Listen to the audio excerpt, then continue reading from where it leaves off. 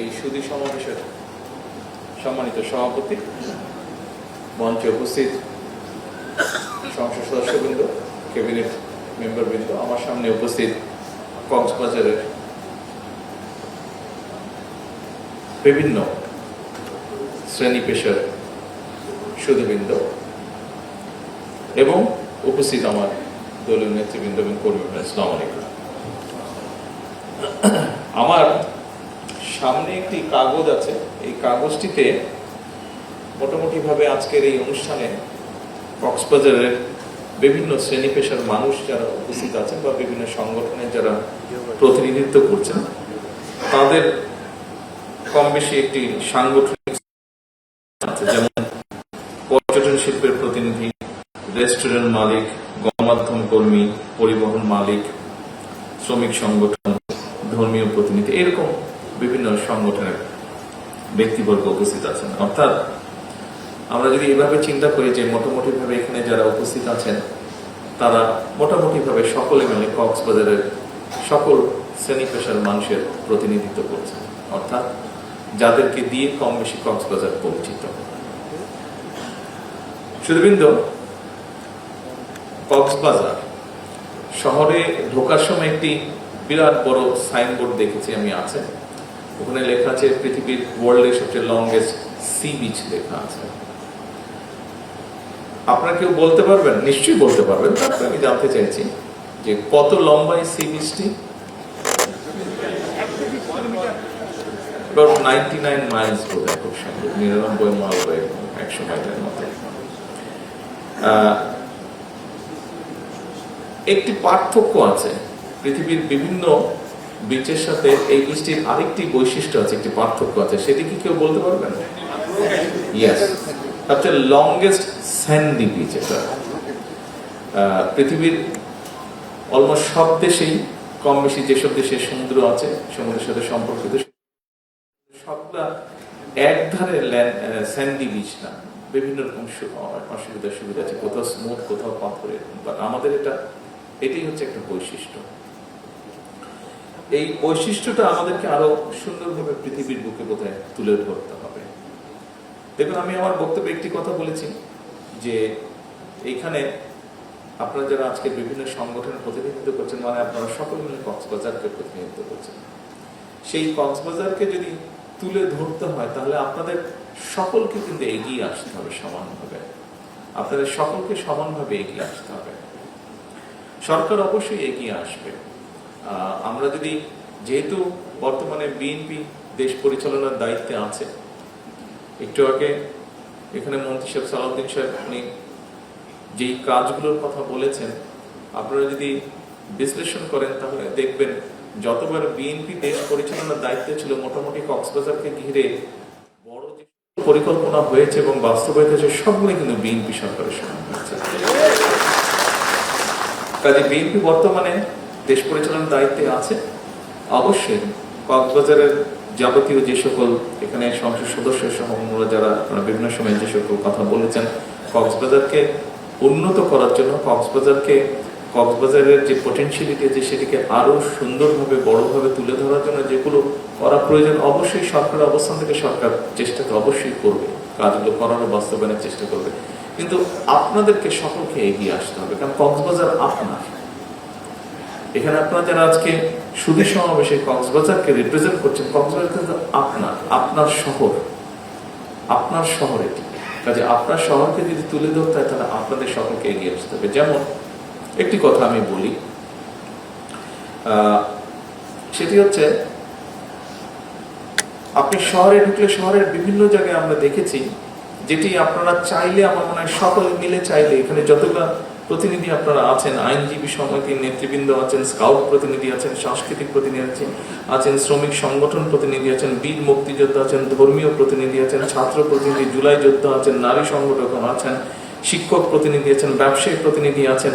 আপনারা যদি সকলে মিলে চান, সকলে যদি বসে একটা কাজ কিন্তু আপনারা করে ফেলতে পারেন। দেখুন, সকলে মিলে কিন্তু আপনারা কক্সবাজারকে পরিচ্ছন্ন একটি নগরী হিসেবে গড়ে তুলতে পারেন। এই কাজটি কিন্তু আপনারা করতে পারেন। আপনারা সকলে মিলে চাইলে, বিশেষ করে এখানে শ্রমিক সংগঠন প্রতিনিধি আছেন এবং গণমাধ্যম পরিবহন মালিকও আছেন।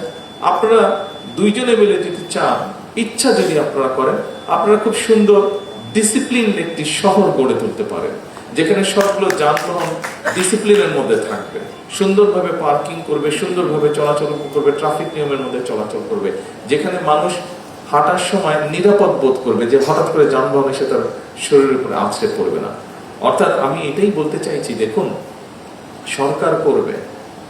আমরা যদি দেখি, আমি দুর্ভাগ্যবশত 17 বছর দেশে থাকতে পারিনি। আপনারা দেশে ছিলেন, আপনারা দেখেছেন দেশে কম বেশি সেই সময় কেমন কি হয়েছে। আপনারা যেই বিষয়গুলো এখানে এমপি সাহেব বললেন যে এই দরকার, এই দরকার, এই করতে হবে, এই জিনিসগুলো তো 17 বছর হওয়া উচিত ছিল। হয়নি কেন? হয়েছে? হয়নি, বাট হওয়া উচিত ছিল, তাই নয় কি? আমি বাংলাদেশের দেশে ফেরত আসার পরে গত 4 মাস 4.5 মাসে আমি বাংলাদেশের বিভিন্ন জায়গায় গিয়েছি এবং বিভিন্ন জায়গায় গিয়ে আমার কাছে মনে হয়েছে যেই কাজগুলোর কথা বলা হচ্ছে, এই কাজগুলো তো 17 বছর হওয়া উচিত ছিল, কিন্তু হয়নি 17 বছর। সেজন্যই যেই কথাটি আমি এটা দিয়ে বোঝাতে চাইছি আপনাদেরকে, দেখুন আমাদের অনেক কাজ জমে গিয়েছে। দেশকে পরিবর্তন করতে হলে, দেশকে একটি ভালো জায়গায় নিয়ে যেতে হলে, মানুষের ভাগ্যের পরিবর্তন করতে হলে আমাদেরকে অনেকগুলো কাজ করতে হবে। আমরা প্রায় শুনতাম বাংলাদেশকে আমরা সিঙ্গাপুর বানিয়ে ফেলবো, বাংলাদেশকে আমরা কানাডা বানিয়ে ফেলবো, বাংলাদেশকে আমরা অমুক বানিয়ে ফেলবো। আমি বাংলাদেশকে অন্য কিছু বানাতে চাই না, বাংলাদেশকে আমি একটু বেটার বানাতে চাই, একটু বেটার। সিঙ্গাপুর বানানোর আমাদের দরকার নেই, একটু বেটার করতে পারলেই আমাদের ভালো হবে। কিন্তু সেই কাজটি যদি আমাদেরকে করতে হয়, সরকারের একার পক্ষে হয়তো সম্ভব না, সেটা আমাদের সবাইকে মিলে আমাদেরকে করতে হবে। আজকে আপনারা যেগুলো এলাকার উন্নয়নের জন্য আপাতত দৃষ্টিতে আপনারা যেগুলো বলেছেন, বিভিন্ন প্রকল্পের কথা বলেছেন, যেমন সকালবেলা আমি যখন এয়ারপোর্ট থেকে নেমে আমার প্রথম যে কর্মসূচি ছিল পাতেলিয়া খাল খোয়ানো, পাতেলি খাল খোয়ানো, ওখানে যাচ্ছিলাম। কোন সদর উপজেলা, ওখানে যখন যাচ্ছিলাম, তো আপনারা নিশ্চয়ই রাস্তাটা চিনেন, সোজা যাওয়ার পরে একটা বাম দিকে আমরা চলে গেলাম, আর ডান দিকটা সোজা চিটগাং চলে গেলাম। তো বহুদিন পরে এসছি, তো আমি সালাউদ্দিন সাহেবকে, আমি গাড়ি চালাচ্ছিলাম, সালাউদ্দিন সাহেব আমার পাশে বসে, আমার স্ত্রী এবং সালাউদ্দিন সাহেব এসছি, ওনারা দুজনে পেছনের সিটে বসেছিলেন, আমরা দুজন সামনে। তো আমি সালাউদ্দিন সাহেবকে জিজ্ঞেস, আচ্ছা এটা কোন রাস্তা, এটা কি চট্টগ্রাম যাওয়ার রাস্তা? উনি বলেন যে হ্যাঁ, এটা চট্টগ্রাম যাওয়ার রাস্তা। তা আমার মুখ দিয়ে হঠাৎ করে বের হয়ে গেল, আরে এটা তো এই রাস্তা তো 25 বছর আগে যেমন দেখে গেছিলাম তেমনি হয়ে গিয়েছে। আমি লাস্ট 2005-এ এসেছিলাম, এখন হচ্ছে গিয়ে 2026 চলছে, তো তাহলে 20 বছর তো হয়ে যাচ্ছে। তো এই এত বছরে তার মানে চেঞ্জ হয়নি রাস্তাটা। তা আমি তখন বললাম যে তাহলে এখন আমি বুঝতে পারছি। আমাকে কয়েকদিন আগে সালাউদ্দিন সাহেব বলেছিলেন যে 6 লেন করার প্রয়োজন, উনি প্রয়োজনীয়তাগুলো বলছিলেন। তা আমি এমনি চিন্তা করছিলাম যে এত রাস্তা তো বড় হয়েছে শুনেছি, তা আবার এখন কেন 6 লেন করতে হবে, তাহলে তো আবার গাছ কাটতে হবে, বিভিন্ন রকম ক্ষতি। কিন্তু আজকে দেখার পরে আমি বুঝলাম যে না, সত্যি এটি প্রয়োজন, যেই কাজটি। আমি বললাম যে আপনি আসেন ঢাকা, আসার পরে চলেন আমরা দেখি কোথায় কি আছে, আমরা কাজটি শুরু করবো, এটা নিয়ে আমি আলাপ করবো। এইরকম অনেক কিছু আছে যা আমাদেরকে করতে হবে। আপনি শিক্ষার ক্ষেত্রে বলেন, স্বাস্থ্যের ক্ষেত্রে বলেন, দেশের ব্যবসার প্রসারের ক্ষেত্রে বলেন, যোগাযোগ ব্যবস্থার ক্ষেত্রে বলেন। যেমন ধরেন এই যে এয়ারপোর্টটি আপনারা বললেন এই যে ইন্টারন্যাশনাল করার জন্য, এটা নিয়ে কাজ হচ্ছে, কিছু সমস্যা আছে, ওখানে কিছু মানুষ বসবাস করে, তাদের বিভিন্ন সেটেলমেন্টের বিষয় আছে। এই কাজগুলো চেষ্টা করা হচ্ছে এগুলোকে সমাধান করার জন্য। আমরা আশা করছি ইনশাআল্লাহ সেপ্টেম্বর নাগাদ এটি চালু হবে। তারপরে আপনারা এখানে মেরিট বিশ্ববিদ্যালয়ে একটি কথা বলেছেন, যেখানে রিসার্চ হবে, হ্যাঁ, ব্লু ইকোনমির উপরে স্পেশালাইজড একটা বিশ্ববিদ্যালয়, এই বিষয়ের উপরে, ব্লু ইকোনমির উপরে, মেরিন সায়েন্সের উপরে। যেহেতু এই বিষয়টা কক্সবাজার বলতে আমরা জানবো যে এই বিষয়টা এটার সাথে সম্পর্কিত, গত 15 বছর বা 20 বছর এটা হওয়া উচিত ছিল, হয়নি, তাই না? হওয়া উচিত ছিল। তো এখন এরকম সারা দেশে এরকম অনেকগুলো কাজ আছে, বহু কাজ আছে, এই কাজগুলো হতে হবে, করতে হবে। একবারে সবকিছু করা সম্ভব না, পর্যায়ক্রমিক ভাবে করতে হবে আমাদেরকে, একবারে আমরা করতে পারবো না। বর্তমান সরকার যখন দেশের পরিচালনার দায়িত্ব নিয়েছে, আমরা খুব ভঙ্গুর সবকিছু একটা অবস্থা পেয়েছি। অর্থনৈতিক অবস্থা বলেন, একটা ভঙ্গুর অর্থনৈতিক অবস্থা আমরা পেয়েছি। ব্যাংকের দুর্দশা, দেশের এক্সপোর্টের অবস্থা খারাপ, রেমিটেন্সের অবস্থা খারাপ, দেশের রিজার্ভের অবস্থা খারাপ, একটা ভঙ্গুর অর্থনীতি। আইন শৃঙ্খলা ব্যবস্থা একটি ভঙ্গুর আইন শৃঙ্খলা অবস্থা, প্রশাসনিক অবস্থা একটি ভঙ্গুর প্রশাসনিক অবস্থা, শিক্ষা ব্যবস্থা, স্বাস্থ্য ব্যবস্থা, যোগাযোগ ব্যবস্থা, যেটাই বলুন সবকিছু একটা ভঙ্গুর অবস্থা। এই ভঙ্গুর অবস্থাগুলোকে বিবেচনা করে, সবকিছু সমস্যা বিবেচনা করে ধীরে ধীরে আমাদেরকে এগোতে হচ্ছে। একই সাথে জনগণের যে প্রত্যাশা, জনগণের যে আকাঙ্ক্ষা, সেগুলোকে আমাদের অ্যাড্রেস করতে হচ্ছে। 20 কোটি মানুষের দেশ, 20 কোটি মানুষ। আমি 17 বছর ইউকেতে ছিলাম। ইউকের জনসংখ্যা হচ্ছে 7 কোটি, 1 কোটি বিদেশি আর নিজেদের তাদের 6 কোটি, 7 কোটি জনসংখ্যা। কিন্তু বাংলাদেশের 3 ডবল বড়, 3 ডবল বড়। কিন্তু জনসংখ্যার ভিত্তিতে বাংলাদেশ ইউকের 3 ডবল বড়। তা আমরা চিন্তা করেন কত বিশাল বড় দেশ, এতগুলো মানুষের ছেলে মেয়েদের শিক্ষার ব্যবস্থা, এতগুলো মানুষের স্বাস্থ্যের ব্যবস্থা, এতগুলো মানুষের কর্মসংস্থানের ব্যবস্থা, এতগুলো মানুষের নিরাপত্তার ব্যবস্থা। আপনারা যদি সবকিছু দেখুন, বিশাল একটা বিষয়। আনফর্চুনেটলি অনেকগুলো বছর, 1 যুগেরও বেশি সময় ধরে মানুষের সমস্যাগুলোকে অ্যাড্রেস করা হয়নি। এখন বর্তমান যে সরকার, এটি জনগণের কাছে জবাবদিহিমূলক একটি সরকার, জনগণ দ্বারা নির্বাচিত একটি সরকার। খুব স্বাভাবিকভাবেই দিন শেষে আমাদেরকে কিন্তু জনগণের কাছে যেতে হবে, দিন শেষে আমাদেরকে জনগণের কাছে যেতে হবে। সেই জন্যই আমরা কাজ করতে চাই এবং কাজ করার মাধ্যমে আমরা জনগণের হৃদয় জয় করতে চাই। আমরা কতটুকু পারবো আমরা জানি না, তবে আমরা এতটুকু বলতে পারি, আমার সরকারের পক্ষ হয়ে আমি এতটুকু বলতে পারি যে আমাদের সর্বোচ্চ চেষ্টা থাকবে যে জনগণের প্রত্যাশা যতটুকু পারি বাস্তব বিবেচনা করে আমরা সেটি অবশ্যই পূরণ করার চেষ্টা করব। এবং একই সাথে আপনাদেরকে আরেকটি কথা বলতে চাই, আমাদের লক্ষ্যই হচ্ছে, একটু আগে যেই কথাটি বলেছি যে কক্সবাজার নিয়েও যদি বলেন, শুধু কক্সবাজার ধরেও যদি আমরা বলি, কক্সবাজারের যতটুকুই ডেভেলপমেন্ট হয়েছে দেখা যাবে তার 70-75% বিএনপি সরকারের সময় হয়েছে, যতবারে বিএনপি।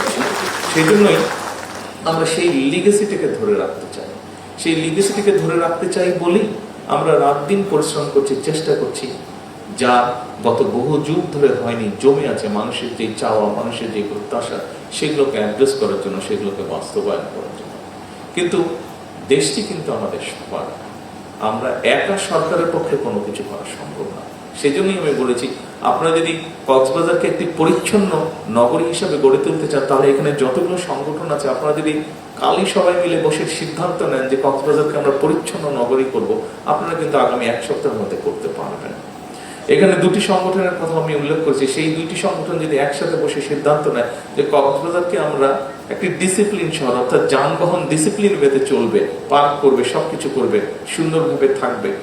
আমরা ছবিতে যেরকম বিদেশে থেকে গাড়িগুলো কিভাবে রাস্তায় চলাচল করে, গাড়িগুলো কি সুন্দরভাবে একপাশে সুন্দর করে পার্ক করে রাখে, এরকম যদি দেখতে চাই, যেহেতু টুরিস্ট শহর, দেশের মানুষে যেমন এখানে আসে, পৃথিবীর বিভিন্ন দেশ থেকে এই দেশে মানুষ এইখানে আসে মানুষ দেখতে, কাজেই শহরটাকে আমরা সুন্দর করে করতে পারি। এরকম অনেক কিছু আছে যা আপনারা নিজেরাই করতে পারেন, সরকারের মুখোমুখি আপনাদের করতে পারেন। মূল কথাটি হচ্ছে, আসুন দেশটি আমাদের সকলে, আমরা শুধু সরকারের উপর দায়িত্ব না, সরকার জনগণের সাথে কাঁধে কাঁধ মিলিয়ে কাজ করবে। আমরা যদি সকলে মিলে এগিয়ে আসি, নিশ্চয়ই আমরা আমাদের এই দেশের অবস্থার পরিবর্তন করতে পারব। যেমন পরিবর্তনটি আমরা প্রত্যাশা করি, যেমন পরিবর্তনটি আমরা যখন নিজেরা পারিবারিক পর্যায়ে বসি, বন্ধু বান্ধব নিয়ে বসে, আহা আমার দেশটা যদি এমন হতো, সেই আহা থেকে আমরা বাস্তবে রূপ দিতে পারবো যদি আমরা সকলে মিলে এগিয়ে আসি। যদি আমরা মনে করি যে হ্যাঁ, এই দেশটি আমার, এখানে একটি ময়লা পড়ে আছে, এই ময়লাটি সঠিক জায়গায় ফেলার দায়িত্বটা আমাকে নিতে হবে, এইভাবেই যদি আমরা শুরু করি, আমরা ইনশাল্লাহ এগোতে পারবো। আজকের এই সুধী সমাবেশ হয়তো আপনারা প্রত্যাশা করেছিলেন যে আমি বিভিন্ন দাবি দাওয়া উপস্থাপিত হবে, আমি সেই দাবি দাওয়াগুলো বলবো যে হ্যাঁ, এই দাবি দাওয়া আমরা বাস্তবায়ন করবো। কিন্তু আমি এই কথাটি বলতে চাচ্ছি না আপনাদের কাছে। এই জন্য বলতে চাচ্ছি না যে দাবি দেওয়া যেটাই হবে, আসুন আমরা একসাথে মিলে কাজ করব, আমরা একসাথে মিলে দেশটাকে গড়ে তুলব। আজকে এই কক্সবাজারের সুধী সমাবেশের মাধ্যমে বাংলাদেশের সকল সুধী ব্যক্তিদের কাছে এই প্রত্যাশা রেখে আমার বক্তব্য শেষ করছি। আল্লাহ হাফেজ। বাংলাদেশ।